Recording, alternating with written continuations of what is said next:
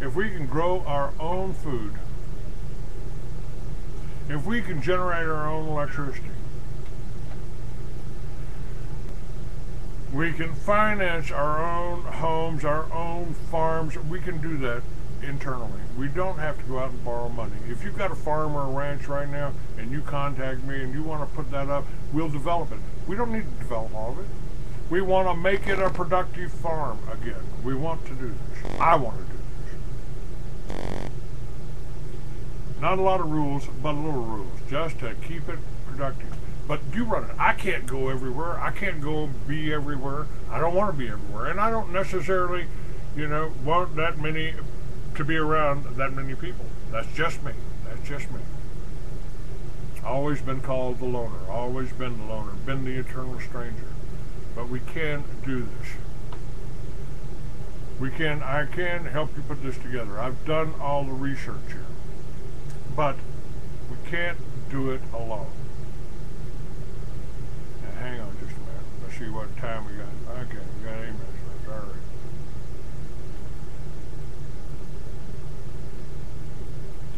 Yeah, Obo Cephas talks about General Smedley Butler said before World War II that war is a racket.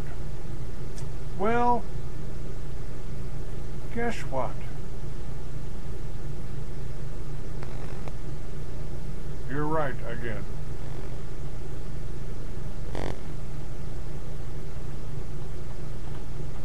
And let me end this up like this. If you call me today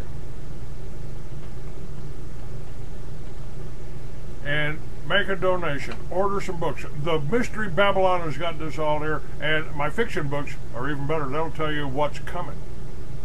I'll tell you what's happening here.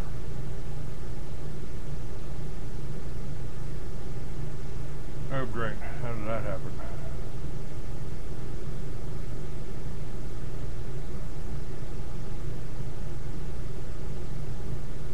Incredible, huh?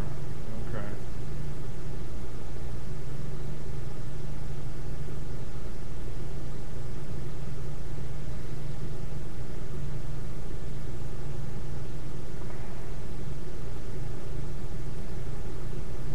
Yeah, what do I want to do here?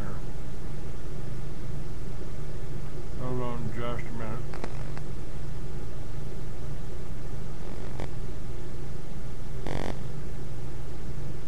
Okay, let me try to get to what I wanted to share with you here.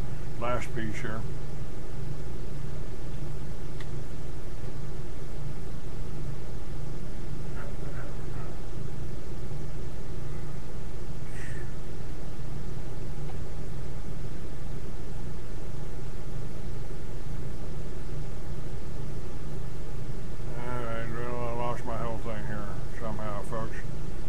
Quite what happened here, but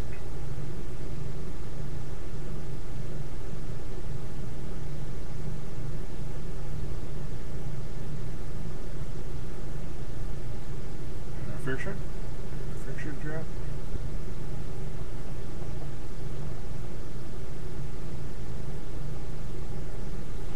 Yeah. Got my thing screwed up here. Alright, let me finish this. The privilege,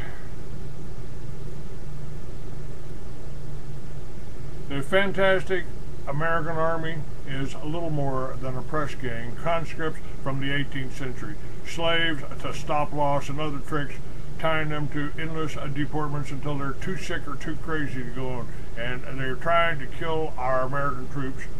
They tried to do it in Vietnam with Agent Orange, then Iraq, Afghanistan. They're doing it with depleted uranium. The privileged elite never cared, never will. Senator Alan Simpson recently took the reins in the Senate Finance Committee, making it clear that all deemed stupid enough to serve with such foolishness would be rewarded with what they should have expected all along: betrayal. If it were only possible for America's rulers to manage to profit from the suffering of veterans like they do from the destruction of our military forces, those who manage to survive war might have a strong fighting chance of surviving the love and thanks of a grateful nation. I've been thanked before, and and I wouldn't wish it on a dog. That's Gordon Duff.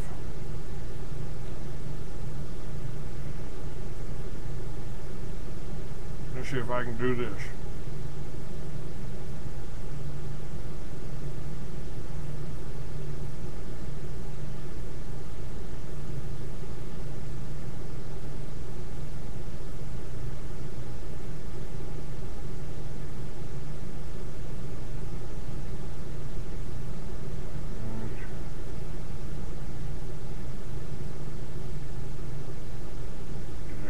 Fixed here.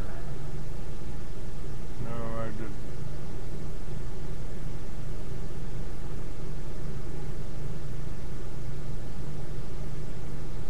Evidently I didn't.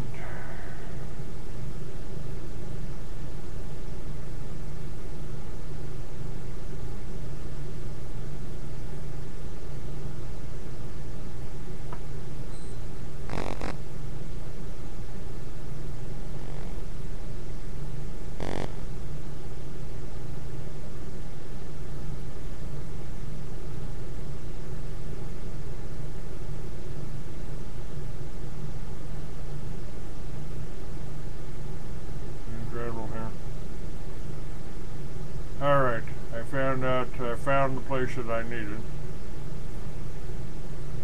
Just got a few more minutes to go, folks.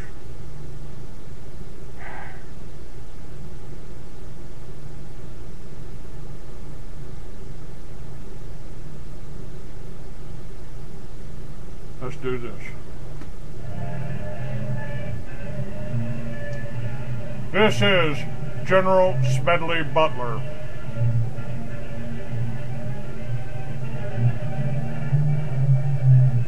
Today, Major General Smedley Butler has these words to say at the National VFW. War is a racket. It always has been.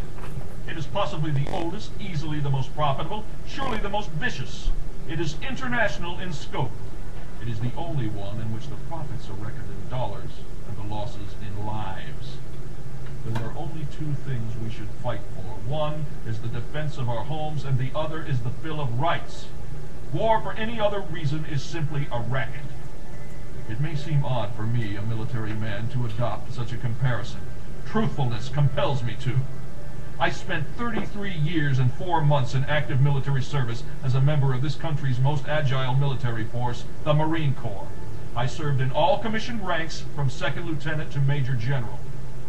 And during that period, I spent most of my time being a high-class muscle man for big business, for Wall Street, and for the bankers. I suspected I was just part of a racket at the time. Now I am sure of it. I helped make Mexico safe for American oil interests in 1914. I helped make Haiti and Cuba a decent place for the National Citibank boys. I helped in the raping of half a dozen Central American republics for the benefits of Wall Street. I helped purify Nicaragua for the International Banking House of Brown Brothers in 1910. I brought light to the Dominican Republic for American sugar interests in 1916. In China, I helped to see to it that Standard Oil went its way unmolested. Looking back on it, I feel I could have given Al Capone a few tips. The best he could do was operate his racket in 3 districts. I operated on 3 continents. A racket is best described, I believe, as something that is not what it seems to the majority of the people. Only a small, inside group knows what it is about.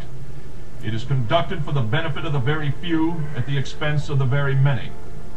In the World War, a mere handful garnered the profits of the conflict. At least 21,000 new millionaires and billionaires were made in the United States during the World War.